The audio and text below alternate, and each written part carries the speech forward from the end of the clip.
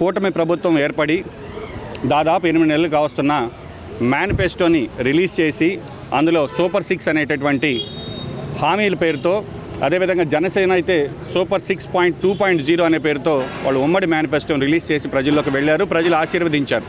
మీ మీద నమ్మకంతో ప్రజలు ఆశీర్వదించి ఓట్లు వేసుకుంటే దాదాపు 8 నెలలు పూర్తిగా వస్తున్నా కూడా ఈరోజు ఏ ఒక్క హామీని కూడా అమలుపరిచినటువంటి పరిస్థితి కనబడడం లేదు రాష్ట్రంలో. కాబట్టి కాంగ్రెస్ పార్టీ స్పష్టంగా, కాంగ్రెస్ పార్టీ అధ్యక్షురాలు ఈ రాష్ట్ర ప్రజల తరఫున ప్రతిపక్ష పాత్ర పోషిస్తూ ప్రతి అంశంలో కూడా శ్రేణులన్నింటినీ కూడా ఉత్తేజపరిచి ప్రజల్లో మనం ఉండాలి, ప్రజల పక్షాన పోరాడాలని ఆమె పిలుపు మేరకు ఈరోజు కాంగ్రెస్ శ్రేణులన్నీ ఇంత పెద్ద ఎత్తున వచ్చి ఇక్కడ నిరసన కార్యక్రమం తెలియజేశాయి. ప్రభుత్వ వ్యతిరేక విధానాలు అయితే ఏవైతే ఉన్నాయో వాటన్నిటిని కూడా కాంగ్రెస్ పార్టీ శ్రేణులు, కాంగ్రెస్ పార్టీ అధ్యక్షురాలు ఎండగడుతూనే ఉంటాం.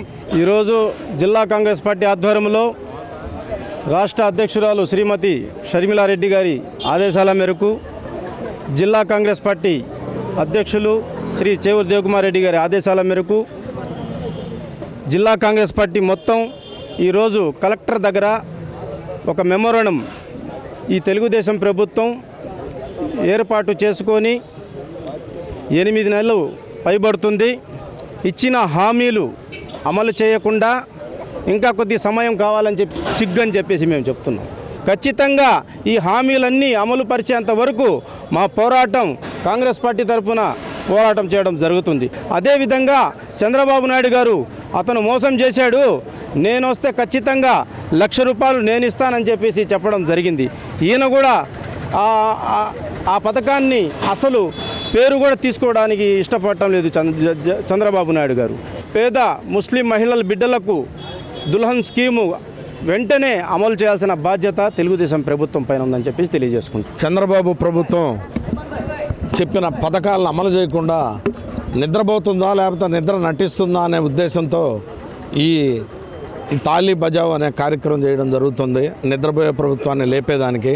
ఆ రోజు ప్రభుత్వం అధికారంలోకి మీరు హామీలు ఇచ్చినప్పుడు మీకు తెలియదా రాష్ట్ర ఆర్థిక పరిస్థితి ఏంది, లోటు బడ్జెట్లో ఉంది, ఆ పాత ప్రభుత్వం గత ప్రభుత్వం అంతా అప్పులు తెచ్చింది, అప్పులు తెచ్చి వాళ్ళు కట్టలేకుండా ఉన్నారు, వాళ్ళు ఈ పథకాలు అమలు చేయలేరని చెప్పిన మీరు ఏ విధంగా చేయాలనుకొని ఈ హామీలన్నీ ఇచ్చారు.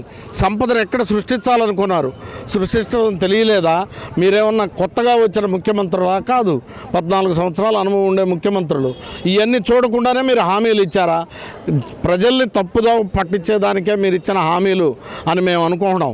అందుకే నిద్రపోవద్దు, మేల్కోండి అని చెప్పి మీ ప్రభుత్వాన్ని మేల్కొల్పేదానికే ఈ తాళీ బజావ్ కార్యక్రమం చేయడం జరిగింది.